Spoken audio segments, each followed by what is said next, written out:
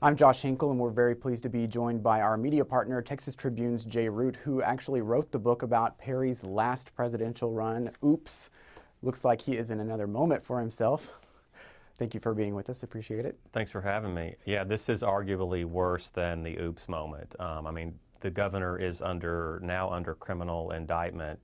And of course, he's innocent until he's proven guilty. A jury and a judge will oversee all of this, but it's not good to get indicted, particularly if you want to run for president. And there are all signs pointing to the fact that he is sort of rebuilding to that moment. Right. We both covered that race last time and saw how that unfolded. And how do you feel like this could actually impact what he hopes to do in the future? Well, you know, the sort of irony is that he was really doing so great. I mean, he was really coming back up. He was rebuilding his image from that oops moment.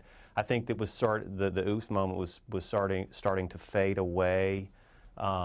He obviously, everybody talked about his glasses, but he's been studying to be president in a way. I mean, he's had advisors come in and talk to him about foreign policy. He's been on the road a lot.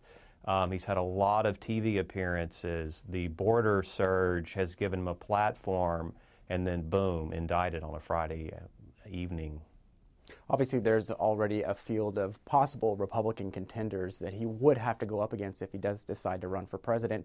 Who really benefits from what happened with this indictment? You have to think that Ted Cruz benefits. Again, look, we're talking about the raw political calculations. When a potential opponent is wounded, injured, hit with anything negative, and this is negative, you know, it's a good thing for anybody except Rick Perry, who might face him in a presidential primary.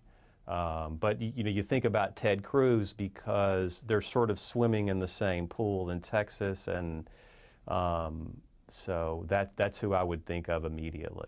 Longtime governor, just a few more months left in office. There will be a new governor, Greg Abbott or Wendy Davis. How would you think that they would handle something like this, having to pick up after this is one of the last marks on a governor's record? You know, the Dallas Morning News had an editorial tonight, or right as the indictment was coming out.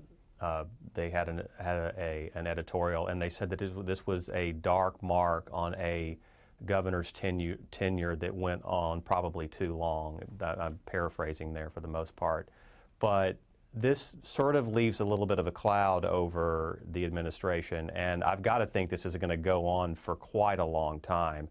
There could be a change of venue, there will be multiple appeals. I just have to think that this is going to drag on, and if you're Wendy Davis, you don't care that much because she's a Democrat and she's going to say that Perry had it coming to him. If you're Greg Abbott, you know, he's the heir apparent to Rick Perry, so you don't want to be dealing with that. Jay Root, Texas Tribune, thank you for being with us. Thanks for having me.